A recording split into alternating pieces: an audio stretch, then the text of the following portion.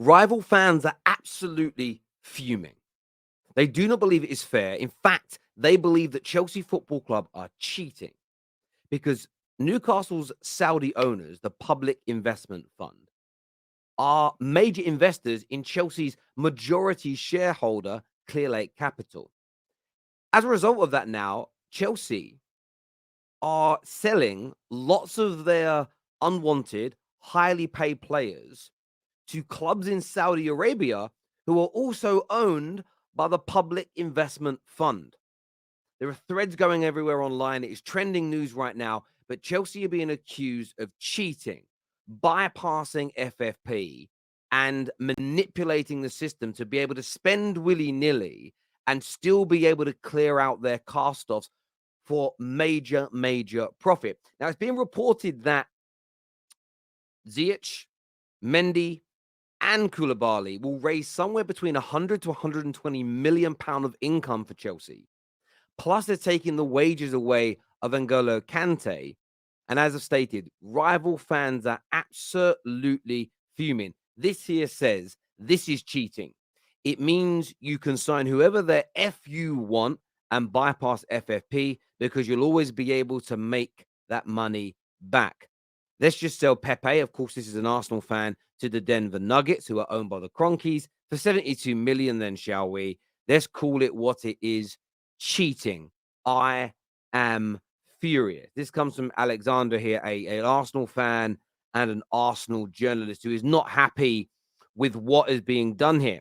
There's a tweet here, another Arsenal fan that says, so pretty much it gets an out of jail free card for Chelsea. Ultimately, they can spend as much money as they want on the best up and coming stars. And if they foul, they can ship them off to Saudi. Adam here says lawless league if it ends up happening and clearing Chelsea's FFP. And there's a lot more.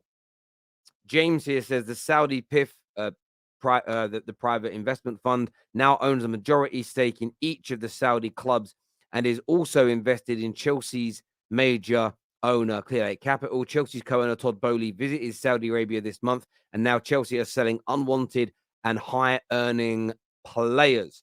This year says Chelsea making dodgy Saudi Arabia player sales just after Boehly makes a trip out there, and all connected to Newcastle state-owned PIF.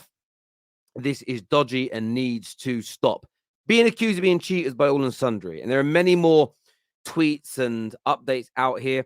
This here from Terrace says the other element of the Chelsea situation is 60% private equity stake. It's unclear whose money it actually is funded by this deal. The Premier League don't need to know. Clearlake would be the party on paper.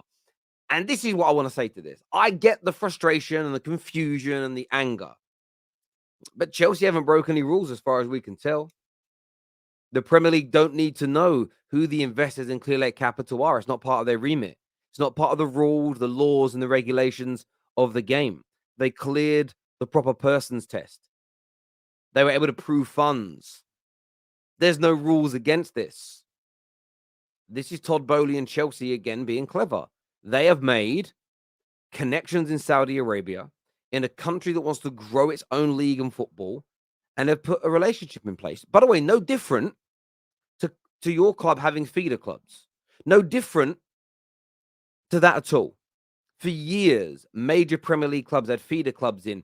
I know Man United had Royal Antwerp and Sporting Lisbon and others as feeder clubs that they would get preferential treatment on if they wanted to buy players, and they found it very easy to loan their individuals out to them.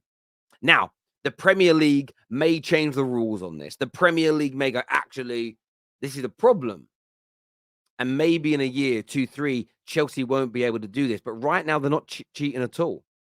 There is no rule that states Saudi Arabian the Saudi Arabian public investment fund is not allowed to invest in Clearlake Capital, who are also a majority shareholder of Chelsea. There's no rules. If there's no rules, they haven't cheated. There are no rules that the Saudi Arabian clubs cannot buy Premier League players that you don't rate and I don't rate for more money than we think they're worth. China were doing this a few years ago, if you don't remember. They were paying well over the odds for European players. nobody had an issue. And I'm going to say this now, and I say it bluntly. The only reason people are moaning at this moment in time is because their club didn't think to do it. It's as simple and as straightforward as that. Stop it. Get some help. Now, I want to move on to another video here. This is about Arsenal, and I want you to listen to this. This Rory Talks Football here makes a brilliant point, but have a little listen. Is that when Arsenal bid 80 million for Declan Rice, it was immediately on Sky, all over the media, saying, oh, it's an embarrassing bid, it's an insulting bid that Arsenal have come in with. When Arsenal bid 70 million for Caicedo in January, it was reported as insulting Brighton and an embarrassing bid. And yet Chelsea, 6 months after we did that, and when Caicedo's under a new 5-year contract, bid 60 million, 10 million less than Arsenal bid, and there's basically no media coverage of it. This happened 2 weeks ago. Fabrizio's been tweeting 5 times a day about Caicedo to Chelsea and never even mentioned it. And we've certainly not heard anyone coming out saying, oh, it's an embarrassing bid from Chelsea, it's an insulting bid from Chelsea. So I really just don't understand why Arsenal are treated completely differently in the transfer window, as if we just go around insulting every team by trying. And I'm going to stop Rory there. He's bang on. I don't understand. I've just defended Chelsea because, again, I think you're jealous that they've done something brilliant within the rules. It's a loophole that you didn't think of. Arsenal bid under the asking price of a club, and it's turned into people act like Arteta has walked in somebody's house on Christmas Day and pissed on their kids. It's mind-boggling to me in every single which way possible that Arsenal were being treated so badly for trying to get players cheaper than the selling club wants to allow them to leave for. Everybody does it. As Rory pointed out, Chelsea bid 10 million less than Arsenal did in January. No one's bothered by it. I remember a few years ago, Liverpool spent weeks negotiating a fee of 30 million down to 25 million for Thiago. And then they paid it in installments over 5 years, and everybody said it was a masterstroke. But when Arsenal wanted to pay for Pepe in installments, it was treated as though they were broke. They were doing it through a Littlewoods catalogue. They had no money, and this was embarrassing. And I understand football banter, but don't you get bored of mindless, boring drivel? It's honestly crazy to me. The level of hatred I see towards Arsenal, it ain't even normal. I don't understand it. It's beyond rivalry.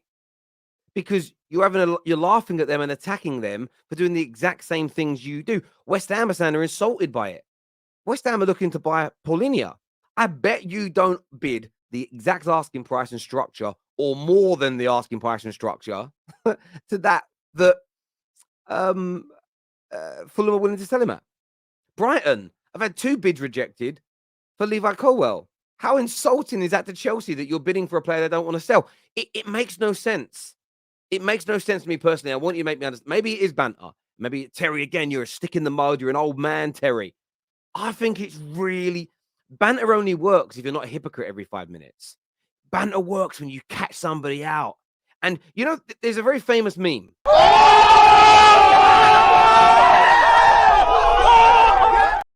Now, that meme can be played at any moment when you get someone, where your banter is on point, where you rip them apart. But it only works if you're not hypocrisizing yourself when doing it. I'm not a big enough influencer. I'm not a big enough YouTuber. I need the big boys to come back me on this, the guys that actually have clout. We have to stop dead banter because we're ruining a generation of people. 110% we are. How dare you? Talk about them. Here is Khaldoon, senior figure at City, responding to their 115 allegations of cheating, their charges that have been leveled against them by the Premier League. Take a little listen. Obviously, I can't talk about them, unfortunately, for legal reasons. What I would typically do is always comment after. So I think we're going through the legal process, and these are proceedings that take whatever time they take, and when we're done, we'll have a conversation, and I'll give you my very blunt views. I promise you that. I have very strong views on that, but I am going to be, unfortunately, very restrained today. What do you make of that? Genuinely, what do you make of it? he seems very confident, very assured, very forthright in his belief that he will 100 that they will, City and he will be victorious in this fight against 115 charges that the Premier League has leveled against them for financially doping and cheating their way to all the success that City have had in the past 10 plus years. Do you believe him? Do you think that the confidence is based on knowing they've done nothing wrong and they can prove it in a court? Or do you think it's arrogance? Is this someone that is so arrogant because of the financial backing they've got, they don't believe they're going to get in trouble? Could he come a cropper in this? I'd love your take and understanding. I'd have loved him to have expressed more, but of course he can't for legal reasons. They know they're still hanging around their head. You can Pep has mentioned them recently. They've been brought up here again. But I just want to get your take. They've responded. It's the first time I've really heard much public talk from anybody outside of Pep Guardiola. It's not a conversation the media is really bringing up too regularly with City or any of their officials. So I do want to get your take, views, and opinions on that. As ever, though, people, hit like button, subscribe, share the video across your social media platforms. Get your friends, get your family in your group chats to join in and watch us as well. Until next time, remember, take care of yourselves. Goodbye. God bless. And I'll see you all again soon. Thank you.